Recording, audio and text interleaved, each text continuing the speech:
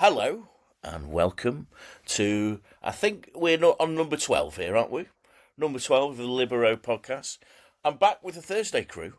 That's me, John Breen, and with the Observer's Rory Smith and the Athletics' Jack Pitt-Brooke. Now today, my two friends here are taking me on a voyage of discovery. Actually, first thing to ask, how are we pronouncing the name of this club, Rory?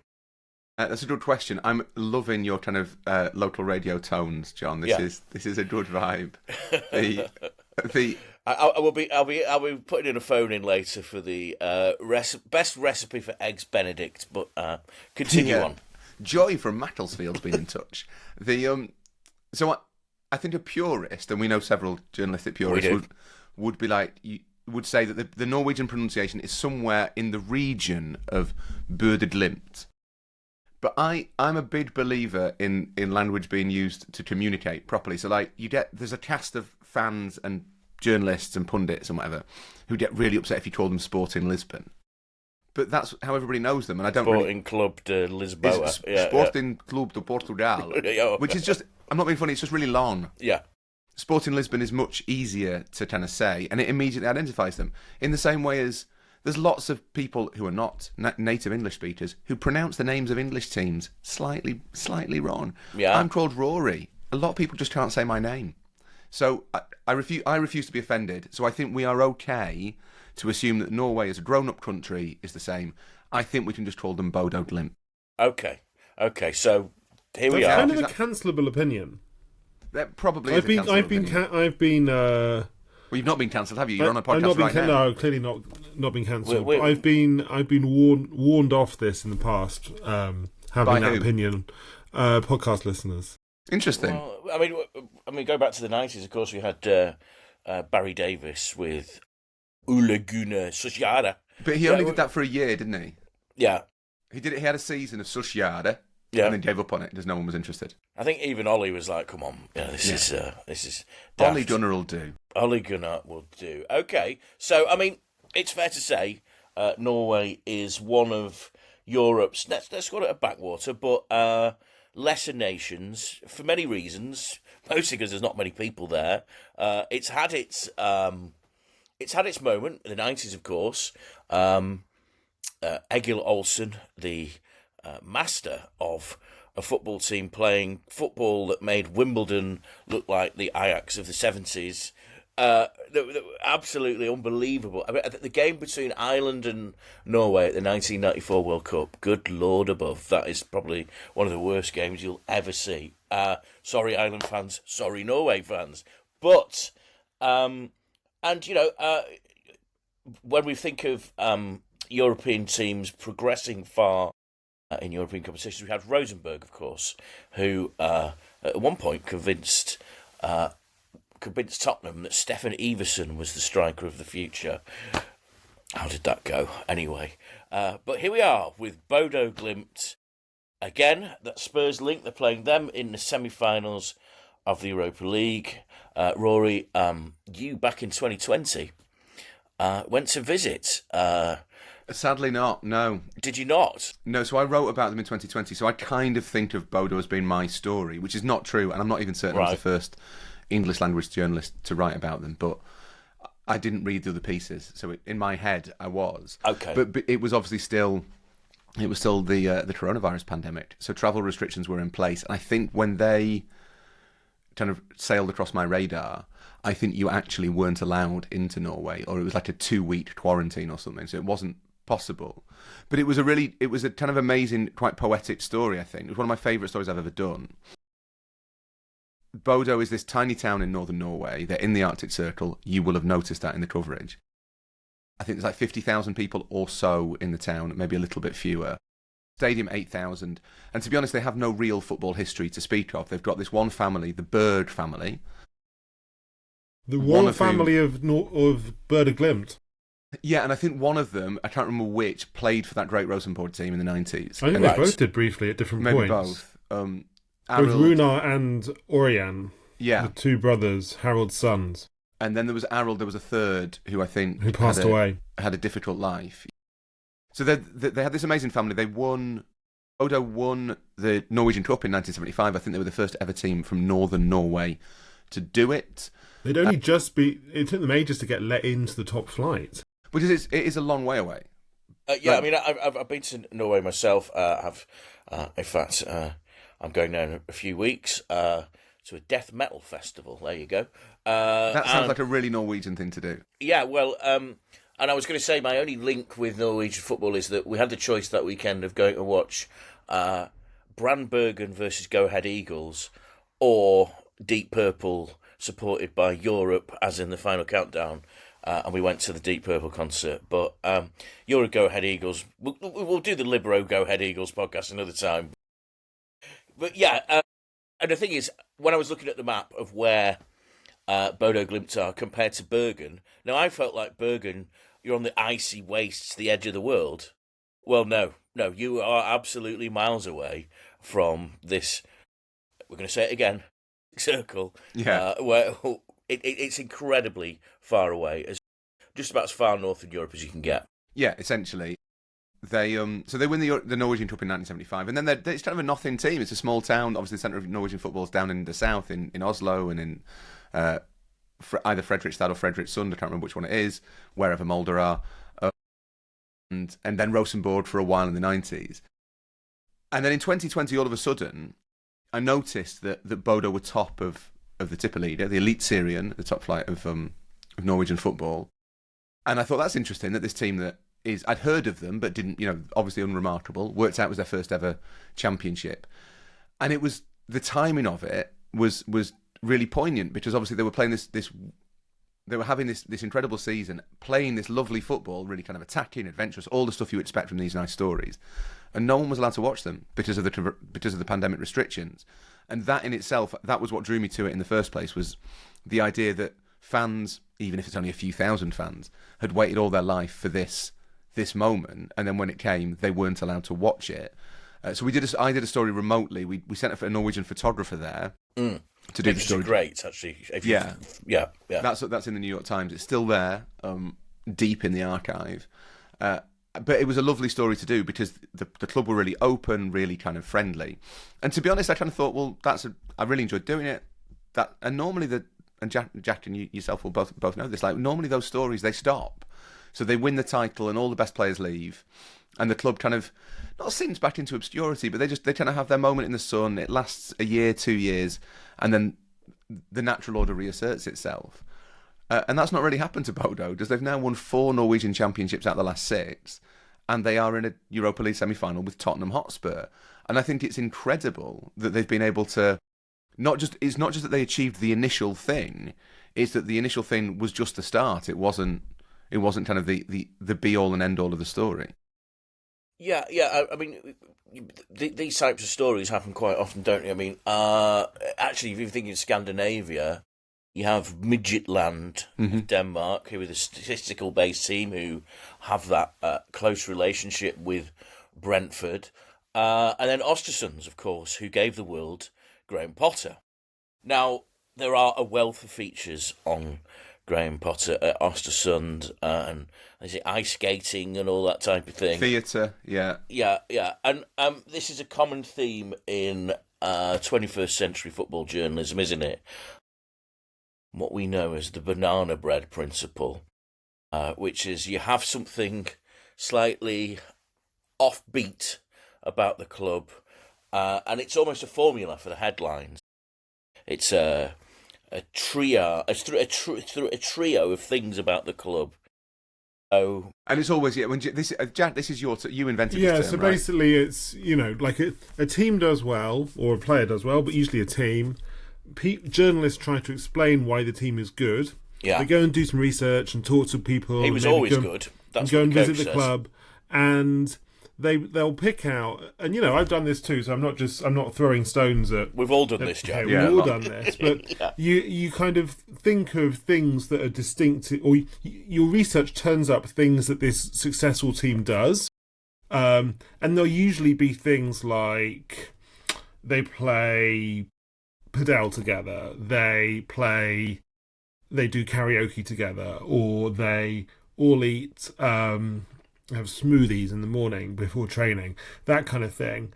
And so the headline will be like, Padel karaoke and smoothies, how like Team X shocked everyone and surged to the top of the table. Yeah. Right. And then, but the thing is, like, the problem with this journalistically is that you are assuming that the kind of little nuggets that you found out, whether that's, they do yoga, or the players are all, the players have got a WhatsApp thread, or they all like stay up watching Wolf Hall together, or whatever you find out, you act like those bits that you found out are the explanation for why the team is good.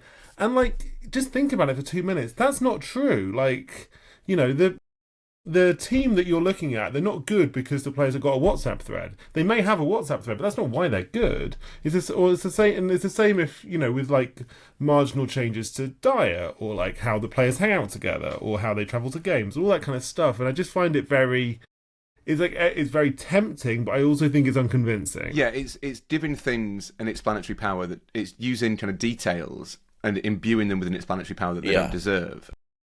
I actually think, to me, and it is Jack's term, so far be it from me to claim, in any sort of sense of ability to like direct it. I actually think your pure banana breads, and the name comes, Jack's joke to explain it for him is that quite often there was a spell, maybe 8 or 9 years ago, that one of the like the curiosity things, one of the curious little artifacts was that they all ate banana bread, which is how he gave the term.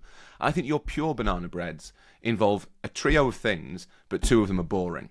So it's smart recruitment, they all do that. The bleep test, again, they all train physically. And watching Wolf Hall, marathon Wolf Hall sessions, like it's the one, like, and it's like the and films now of this. Ingmar Bergman. Yeah. It's like the and now this of the formula. It's 2 exactly. things that actually ultimately, for all of these teams, wherever they are, and Midtjylland and Östersund are great examples. Like, a lot of the stuff isn't sexy; it's process. It's clubs that are well run, making smart decisions. And journalistically, you want to kind of find a way of praising that, but it's not very interesting. So you find the one little nugget that is musical theatre. Yeah. And you're like, okay, that's the X factor. That must be the thing that has lifted them above everybody else. Well, it's a bit like music journalism, isn't it? Because the famous Frank Zappa phrase is it's dancing about architecture. Because you can't actually write about music. So all music journalism tends to be about the personalities behind it. No one really, unless you are a real musician, can go through the the declension clef and chords and all this type of thing. It's pretty hard to do, and it's too technical. And hey, there is a school of journalism which is very technical and will go over training routines and all that type of thing. I'm not sure it sells to the public. There's a certain brand of the public that like it, but it's a bit dry. I think that's fair to say. Now, in you doing a piece about Bodo Glimt, you want to bring the personality out of the club, and that's how you do it, isn't it? That's the aspect of it, and you want to, when you're speaking to the people at the club, you want them to sound interesting rather than automatons and stuff like that. It happened with Graham Potter at Östersund, didn't it? Graham Potter, let's just say, not the most dynamic of characters, but, and funny enough, again, here's some more inside baseball stuff. One of the reasons that Graham Potter did so many interviews is I think his phone number was on the website, so you could get hold of him and get through to him, because a lot of the problem of journalism is getting hold of someone's number and getting them to talk. That's why these stories are great, aren't they? Because you speak to clubs that want to get themselves out there, sell their own self as a story. The thing is, Rory, you spoke to them in 2020, and now they've developed into this European force who...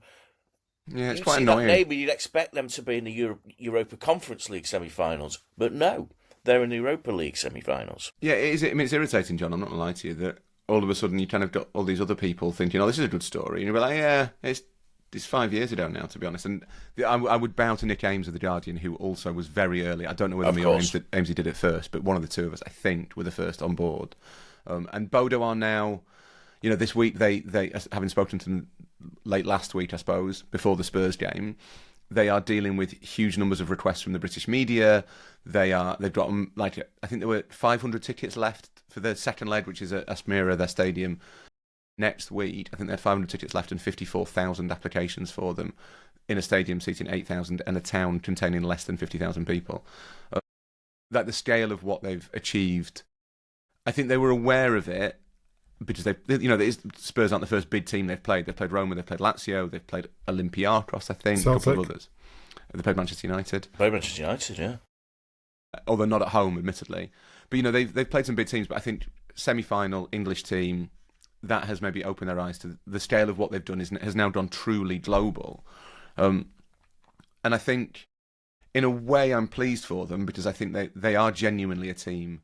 Just like Michelin and just like Östersunds to an extent, although there was some with Östersunds, there was some sort of later shadiness that kind of cast a pall over it. But I think Bodo do have there is like a lesson that can be learned there by the rest of Europe. I think that their presence is undeniably an uplifting thing. It's kind of a shame. It's like when you see the band that you liked when they were unknown going mainstream. Like you feel a bit like, I don't know, everybody else is kind of jumping on a bandwagon, even though they're not, and they're just doing the perfectly legitimate, rational thing. You feel ownership of it, even if you shouldn't. I'm sorry Coldplay did that to you, Rory, but I know it's devastating. It happens, man. I was going to say. So, I mean, the thing is, now Bodo Glimt are the dominant force in Norway, and we've seen this in the previous times, haven't we, where a team dominates a small-ish football country, and then just becomes. I mean, is it FC Copenhagen in Denmark? That's everything. I always wonder, again, we can do another Libero podcast, a long 18 editions of this. Whatever happened to Skånska Riga? They were always they would win every year. I think full on hard times. But are they now casting a shadow over the rest of Norwegian football, or is there the finance from being successful in Europe? Is that creating an imbalance? Yeah, and I think it's kind of a position football gets itself into that Bodo are an undeniably uplifting story, as I say. Like I think that it's really hard to overestimate how rare what they've achieved is. Like there's no sugar daddy behind them. There's no kind of moral dubiousness over what they've achieved. They haven't set out to distort anything. It is genuinely good people doing good work in a place that is really kind of hostile territory for that is not fertile ground for successful football thing. Yeah, I mean, to be honest, humans, they need to take a look at themselves why they're living up there, to be perfectly honest. Yeah. There are legitimate polar bears very nearby. My general principle on life is do not live that close to polar bears. But they've made that mistake. And yeah, it's beautiful in the sense that European football doesn't have enough of these stories anymore. Yeah. But the flip side to it is that the money that they will have access to in Norwegian football, and Norwegian football isn't, it's not especially poor. It's not Romania or Croatia where there's teams that are struggling to pay their players and stuff. Norwegian football is well run, and there's their social institutions, the clubs, they all have good financial backing. Norway is a very rich country. But Bodo now, because they've had this sustained success, this sustained exposure in Europe, it does run the risk of distorting Norwegian football, and it's a shame that is the coda to even what is basically the purest form. It's the most romantic story I can remember in the last 5 or 10 years of European football. And they've done a Delaney, right? Yeah, I mean it's yes. Now, Jack, you've been doing a lot of research into Bodo this week. I'm going there next week. Well, so I would have been there before Rory. This is outrageous. Yeah, this is outrageous. Rory, I'll send you a postcard. Please send me a postcard. As our man at Anfield and the new Tottenham Stadium, do you think they've got anything to fear, Tottenham?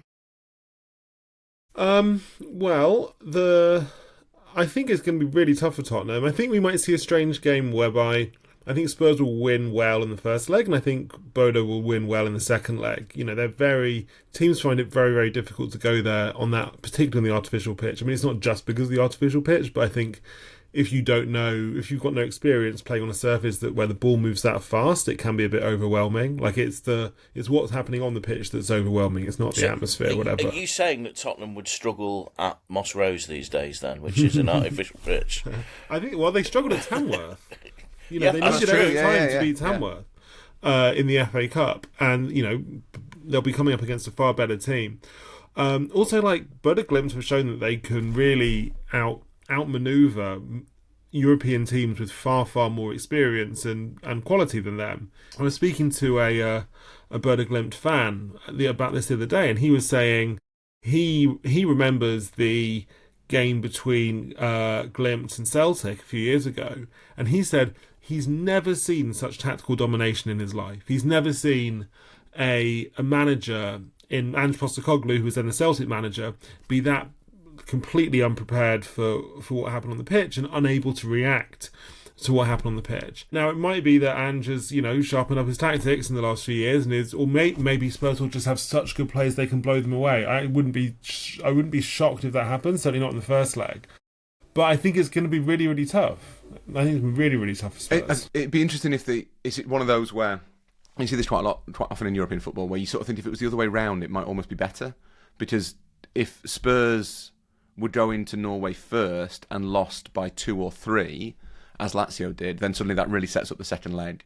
Whereas if Spurs win by 3 or 4 in London, it's very unlikely Bodo will be able to kind of overturn that, even on that plastic pitch. And also in the post-away goals era, like in the good old days of away goals, if you're away second leg, you can always kill the other team, and that's going to scare the home team. And also the chances of extra time are quite low. Whereas nowadays, with no away goals, you're more likely to have to play extra time away from home, and you don't have that kind of the sort of Damocles sword of the away goal hanging over the opposition. I think so. As part of Bodo's kind of press campaign for the tie, they did a round table with one of the defenders and the sporting director last week. And both me and fellow Libero member Miguel Delaney were on the call. And Miguel's last question to the sporting director was a very Delaney question, John. You'll be pleased to hear it. It was basically, you have in the 4 Europa League semi-finalists, you have 2 Premier League teams who basically are seeing the Europa League as a means to an end, getting into the Champions League, and B, as a way of saving their season. They don't really neither of these teams want to be in the Europa League, let alone win it. They maybe Spurs a bit less so than United, to be fair, but it's not where either of them believe they should be. They want to win it so they can get into the Champions League. They want to be in it so they can kind of compound the huge financial advantages they have over every other team in the world. And then you have Athletic Bilbao. He's so bleak, isn't he? He's a really bleak man. It's not happy. It's not happy spending time with Miguel. But then you have another team that I'm going to misname, Athletic Bilbao, who you're not meant to call Athletic Bilbao because it's Athletic Club. Yeah. But if you say Athletic Club, A, you sound like a pont, and B, no one knows which one you're talking about. Well, in The Guardian, now we refer to them as Athletic Club, so there you go.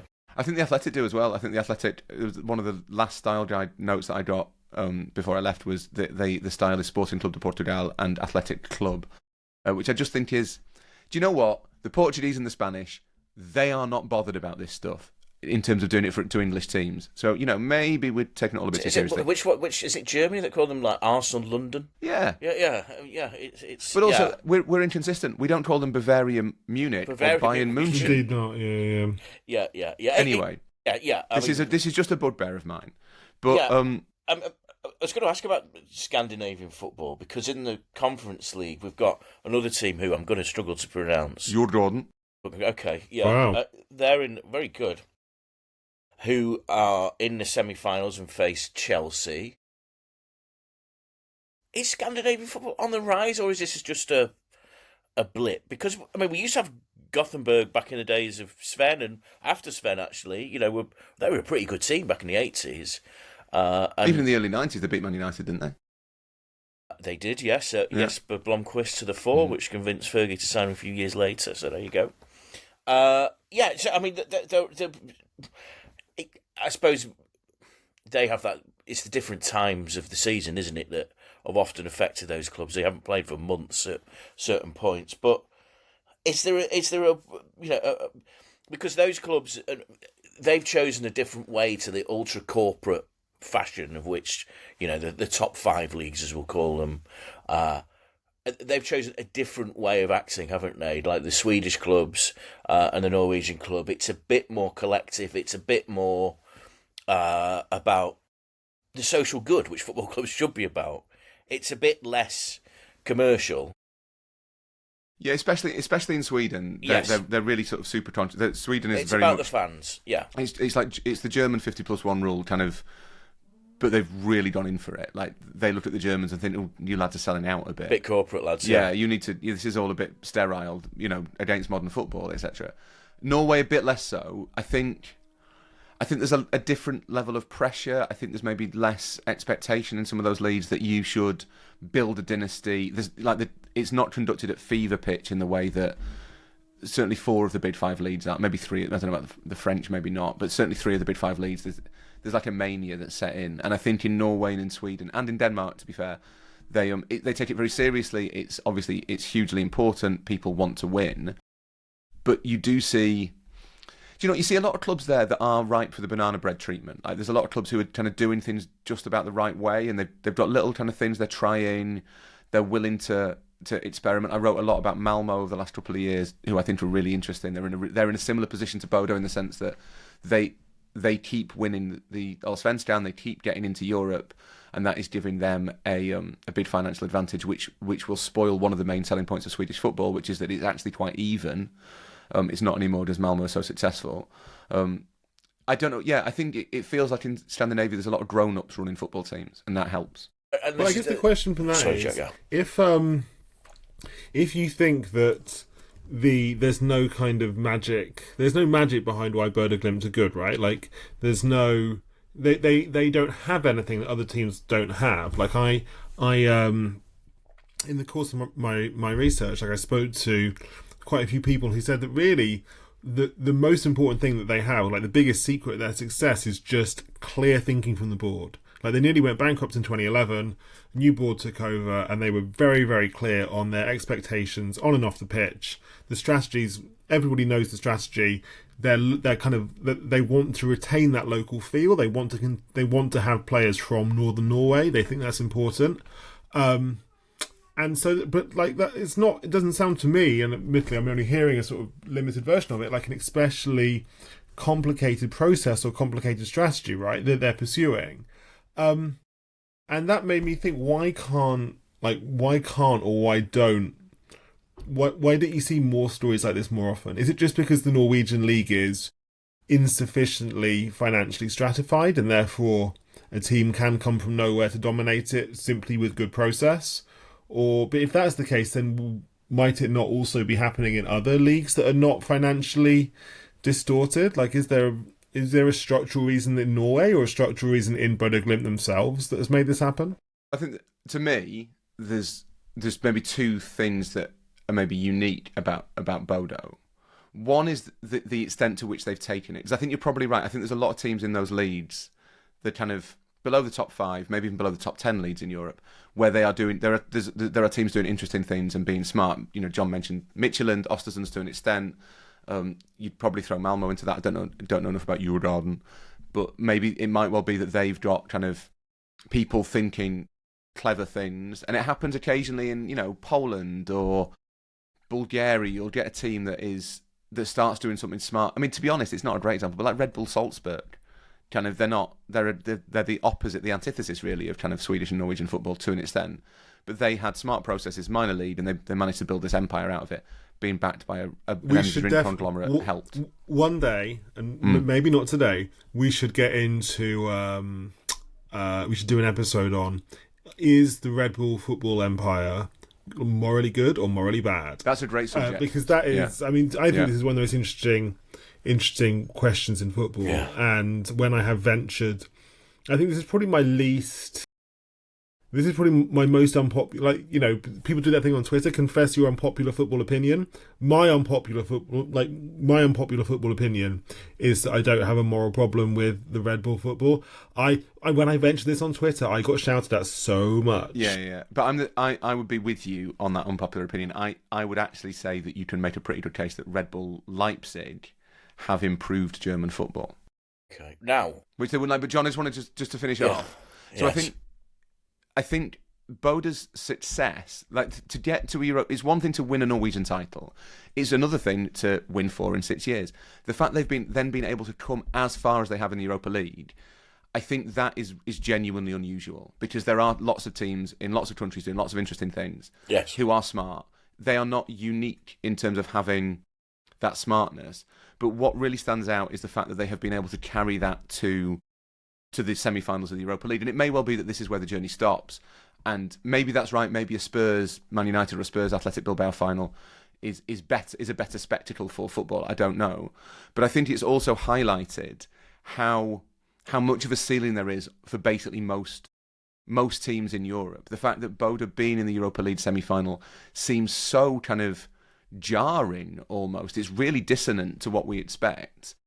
I think that says something about European football, that it's so unusual to have a team from not just outside the big 5 leagues, but as I say, outside the big 10 or 12. Like, you might occasionally get a Portuguese team in a European final.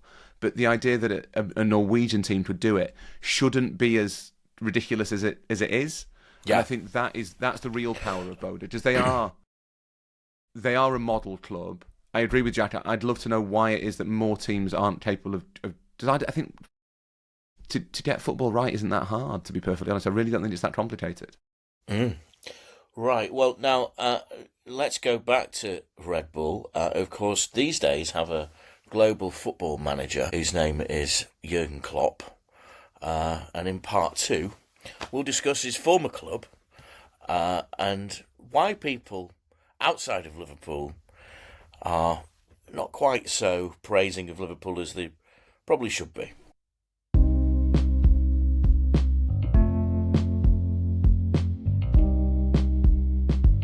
Hi and welcome back to Libero. Rory, tell me about your experience on Sunday, please.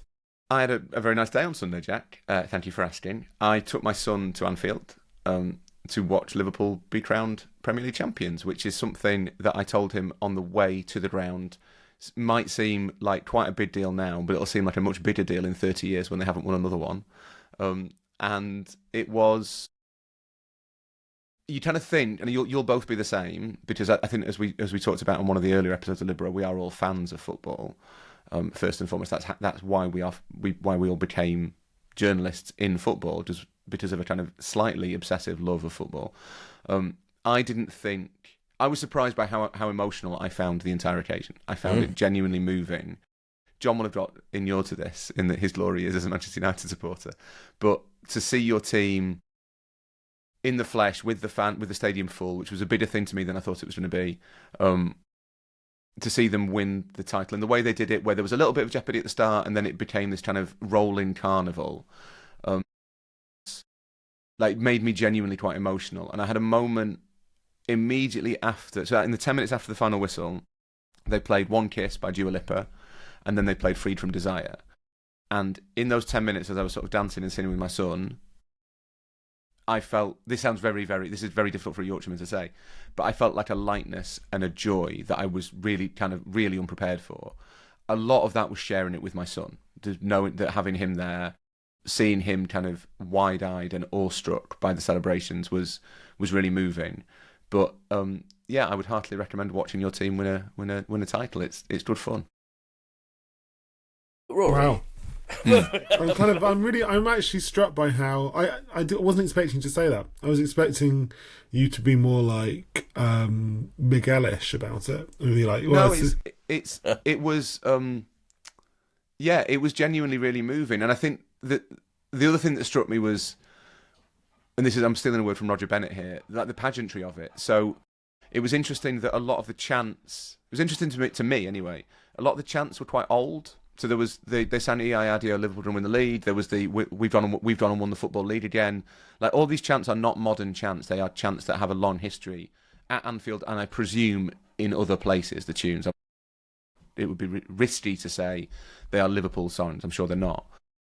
There were a lot of banners on the Kop that were deliberately old school. I would say the one, the Kop will always rule. I don't know whether that was a rehash of an old flag or whether it was the actual old flag. I don't know. There was a real kind of concerted attempt to link what was playing out in this kind of souped up 2025 global saturated Premier League to everything that came before. And I think that had an effect on me. Because I remember 1990, I remember watching the pictures of Alan Hansen lifting the Football League trophy, when I can assure you Anfield was not quite as delirious as it was on Sunday. And there was the moment where Arne Slot kind of, the first thing he said on the pitch was thank you to Jurgen Klopp, and he led the ground in chanting Klopp's name, which I found genuinely moving. There was Slot doing the fist bumps to the Klopp, which he's never done before because he doesn't want to look like a tribute act. That felt like a kind of a passing of the torch. Trent Alexander-Arnold's face was conflicted throughout, and I thought that was fascinating. The Spurs fans, this is how emotional I was. That after they'd done with the dancing, they did a little lap of honour, the players, and they went to the Spurs corner in the Anfield Road end. And it's the first time anyone had really looked at the Spurs corner in the Annie Road end since the final whistle had gone. And it was still, this would be 15, 20 minutes after the match. Their team had been beaten 5-1. They've got much bigger fish to fry in the week. There's no reason for them to stand around and watch. It was 2/3 full, and people were applauding. And that, I find that genuinely moving when fans do that. I think it's a real sign of class. I think it shows an absolute understanding of what football is and should be. And that genuinely touched me, that so many Spurs fans, a couple of thousand Spurs fans at least, had stayed behind to applaud. I thought it was an incredible gesture. But maybe that's because I was overly emotional. Do you think this was a heightened event because there was no chance to have the equivalent event 5 years ago? Right, and everybody would have expected to have this, and then they were unable to have it because of the pandemic, and so it was kind of almost effectively rolled over into this one. Yeah, I think that's probably right. I don't think there's any reason to say that. It's difficult, and we'll come on to this more generally about the way Liverpool have been perceived this season. I think we all struggle to convey nuanced thought, and in the football kind of ecosystem in general, we maybe struggle to comprehend nuanced thought. Liverpool's title in 2020 was completely legitimate. I know you think it was non-canon, Jack, but it was completely legitimate. The season was played to completion. But at the same time, it's more canon than the 2021. So that's exactly it. If you want Liverpool's title in 2020 not to be canon, then the 2021 title is not canon because the stadiums were empty. To me, both seasons were finished. They're fine. I think you've got more of a case with the Champions League because they changed the format. The celebration, I remember in 2020 being delighted that Liverpool had won the league and relieved that the 30-year wait was over and that Klopp got his title. On Sunday, I didn't realise what it felt like to win a league title. That's the easiest way of putting it. I remember 2020, I was at Anfield the night they won it, when Chelsea beat Man City in 2020. I was at Anfield for when they lifted the trophy. And I didn't realise what it felt like to win the league title. So I think there was a lot of kind of extra venting going on. There was a lot more release that had been bubbling under, not only since 1990, but since 2020, of we want our party. And the celebrations, I mean, we left at like 7 o'clock because I had a child with me, but I think they went on all night in Liverpool. There will be another one when the final game of the season, there's a parade. Like, there is genuine delight. And I would say that as much as fans of other clubs will be like, oh, Scouse is banging on about it and stuff, when you win stuff, when your team wins stuff, it is natural that you want to celebrate and talk about it and feel that glee and have that feeling last as long as you can, because it's nice. John, when you hear this, when you look at this mixture of a winning team, like a delighted, unified fan base, but also a club which is incredibly respectful of and in tune with its own history and heritage, and which is able to kind of bring them all together in one big thread. You must think, haven't Liverpool got it all right? Haven't Liverpool got it spot on? Well, yeah, because I remember another club that used to be like that, but hasn't been like that for quite some time. And actually, quite a lot of the success happened after the divisions began, with the Glazers and so on. But I'm talking Manchester United, of course. Yeah, I mean, listen, we're talking. We look at the game through ownerships and stuff like that. One of the successes of FSG is they're able to have Liverpool is still Liverpool. It's not changed into anything else. Hicks and Gillette tried something very different. It didn't work, and whoever is advising FSG, maybe it's their own advice, has stepped away and just let Liverpool be itself, perpetuate its own myth, because a lot of being a football club is a myth. But those moments that Rory describes are not the myth. And that's the reason that a lot of people attach themselves to Liverpool in the first place that weren't from Liverpool. There was a bit of sort of reflected glory and all that type of thing. There is also that Liverpool was a club of unity that would produce these moments a lot. It's taken a long time, and actually, in a way, that's added an extra authenticity to Liverpool. That the fans didn't go away; they still showed up. Liverpool is still, whatever you want to, there's two big clubs in English football. We'll say that.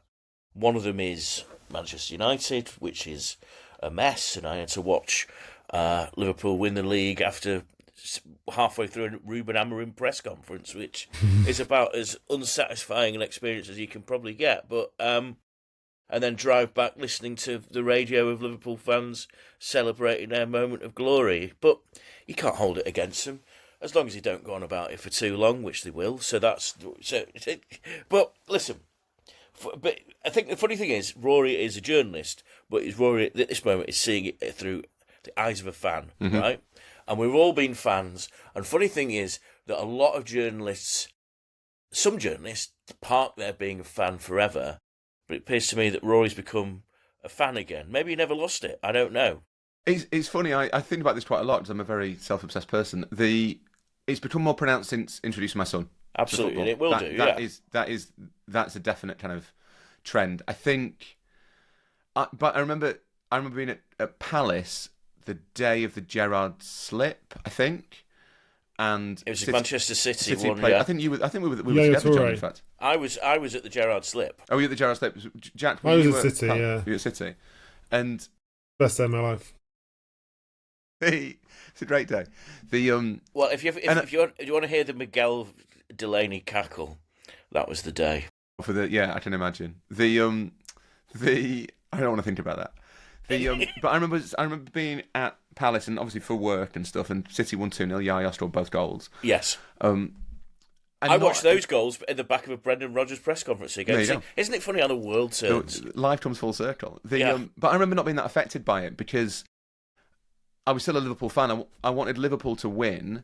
I wanted Liverpool to win the league, and I was disappointed they didn't. But it didn't kind of hurt me in a poignant way. And to be honest, I kind of thought that fandom was something that I was starting to not like grow out of, but I kind of reached a settled point of my fandom because Liverpool were like occasionally very good. I knew I was lucky to support them rather than to have to support a team that was permanently battling relegation from League One or something. Like even Liverpool when they're bad. Or Leeds, I could have been a Leeds fan. It would have been awful. I mean, I have a lot of family and friends who are Leeds fans, and I'm delighted Leeds have been promoted. But like, I realise being a Liverpool fan, even in Liverpool's worst moments, you are still relatively lucky compared to the vast majority of fans. But I'd reached the point of my fandom where it was kind of passive, and I don't know what it was that got me hooked again. But it would probably be German and about 6'1". I think that was kind of what did it. And then that journey that the club went on, kind of re-energised that spirit. But then I think that's been more pronounced since sort of taking Ed to games and stuff. Yeah, I was going to say that the Klopp thing obviously was huge. This guy, that was a masterstroke. Was like you hand him as the front man, you give him the front man's job, and let the other stuff take care of itself. If you're the owners of the club, Slot, because he is this different character, hasn't received that same. Well, he's not as charismatic. We can say that. I think that's fair to say. He'd admit that himself. There isn't the myth around him just yet. There isn't a cult of Arne Slot. There may never be a cult of Arne Slot, but he's been very successful. But there is this idea, isn't it, that, well, Liverpool had it easy because everyone else was so bad and Manchester City slipped. But winning a title is not easy. And if it was so easy, I was at Mikel Arteta last week and I asked him directly, is the Champions League making up for the Premier League? And his face darkened immediately. Because it was like, he's not asking us about that. It's like, and his view is that things have stopped Arsenal winning the title, which would be injuries, refereeing decisions, and whatever else it might be. Clearly, Arsenal found it very, very difficult for Slot to do that in a first season with a group of players who might be traumatised by how off the rails things went, how emotional, because the end of Klopp was just this emotional rush, wasn't it? And it was likely to end in tears because it was too emotional. The football was too emotional, and Slot managed to ratchet it down a gauge, and that's how they've done it. Yeah, that's interesting. I wonder if maybe they needed that after that emotionality of Klopp's departure. How do you two see this Liverpool team? Do you buy into that idea that Arsenal would have been champions had Saka not got injured? Do you think Liverpool are underwhelming champions? How do you separate those things? I think